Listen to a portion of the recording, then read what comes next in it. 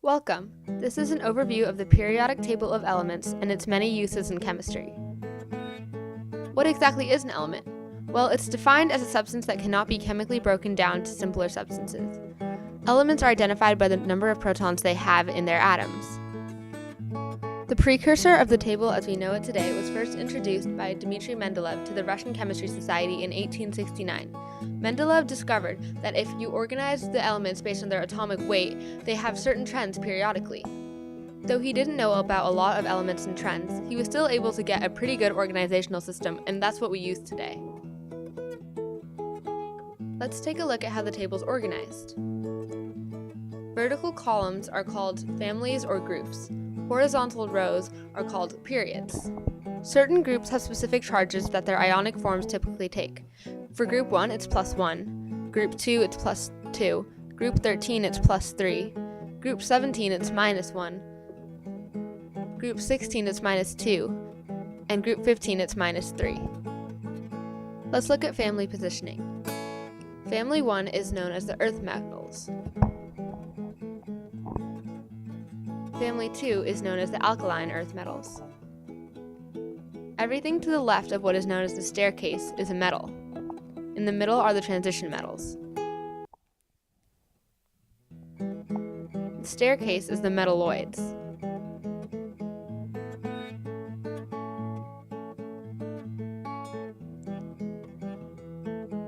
Just to the left of the metalloids are the post-transition metals.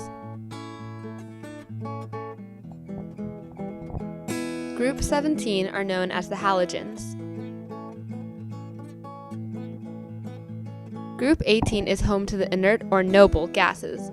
These gases have a full valence shell, and so they typically don't react with other substances. The two rows below are home to the lanthanides and the actinides. Atoms are made up of some atomic particles: protons, which have a charge of +1, electrons, which have a charge of -1, and neutrons, which have a neutral charge. The nucleus of an atom is where the protons and the neutrons are. All of the atom's mass is in the nucleus. Electrons orbit the nucleus in orbitals of different energy levels. Each element has a specific mass number, which is the mass of one atom of the specific element. The unit of this mass number is AMUs, or atomic mass units.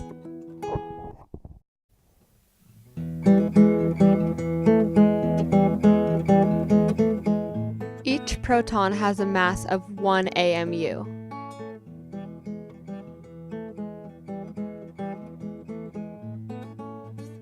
Neutrons also have a mass of 1 AMU each. Protons and neutrons make up the entire mass of an atom. Electrons are so small that they don't have an AMU value.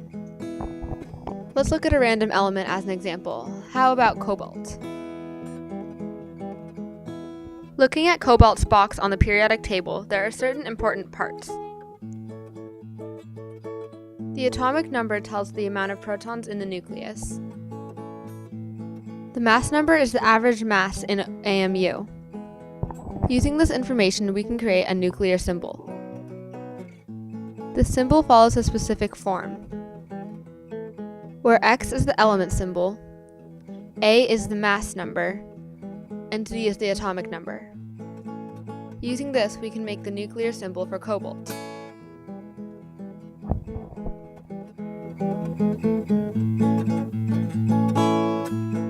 You can use the periodic table to convert to moles. Let's look at molar mass, or MM.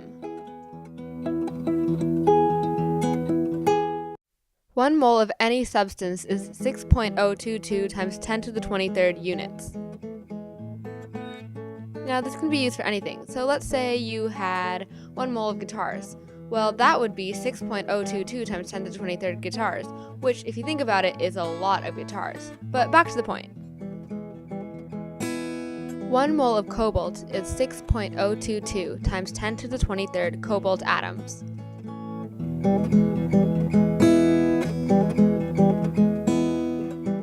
So, how exactly do we find molar mass? Well, remember that mass number on the periodic table? For cobalt, it was 58.93. Well, in grams per mole, molar mass is equal to the mass number in grams per 1 mole. So for example, let's look at cobalt. The mass number is 58.93, so there are 58.93 grams per mole. How can we use this? Well, here's an example. Let's say you had 5 grams of cobalt. Well, you can use the molar mass that we already found as a conversion factor. So it's 5 grams times 58.93 grams over 1 mole. The grams cancel out and you're left with 0.0848 moles, which means that 5 grams of cobalt is 0.0848 moles. This can be applied to compounds too. Let's look at xylene, a compound found in Sharpies. The chemical formula of xylene is C8H10. Looking at the table, the mass number of carbon is 12.01, and the mass number of hydrogen is 1.01. Since there are 8 carbons, we multiply 12.01 by 8, and we add that to 1.01 times 10 for the 10 hydrogens.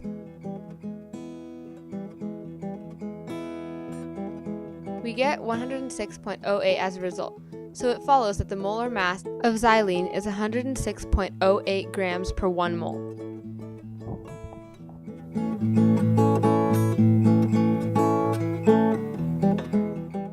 Moles have many uses. A chemistry teacher once told me that when in doubt when faced with a problem, I should always convert to moles. The periodic table can also help with electron location. We used to follow the Bohr model, which said that an electron would always be orbiting the nucleus on its shell.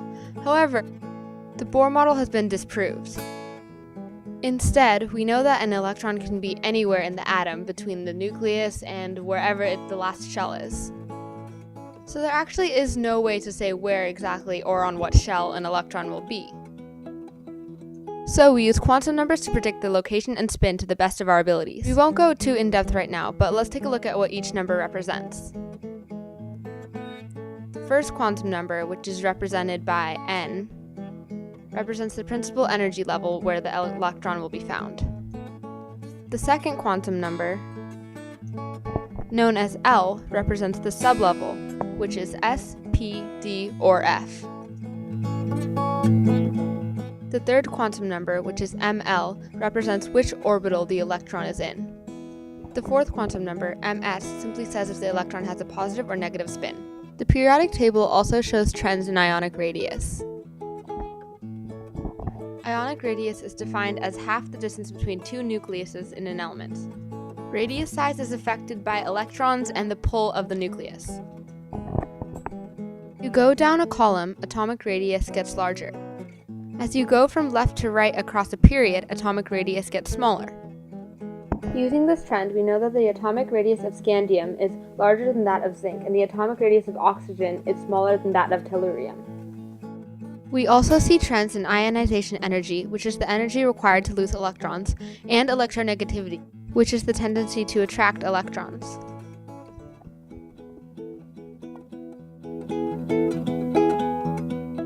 As we go from left to right across a period, we see certain trends. Atomic radius gets smaller.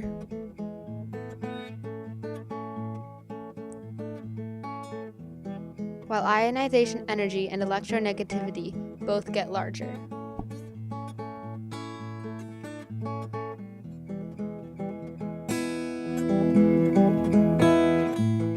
When you go down a column, you also see trends. In this case, atomic radius gets larger, and ionization energy and electronegativity both get smaller.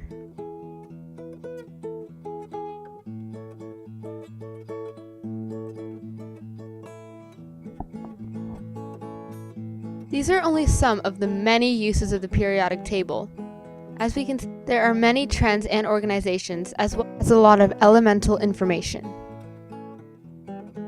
The thing is, remember Mendeleev? Well, he didn't even know that a lot of these trends existed, but he still came up with this way of organizing the elements. And that is pretty cool. Thanks for watching.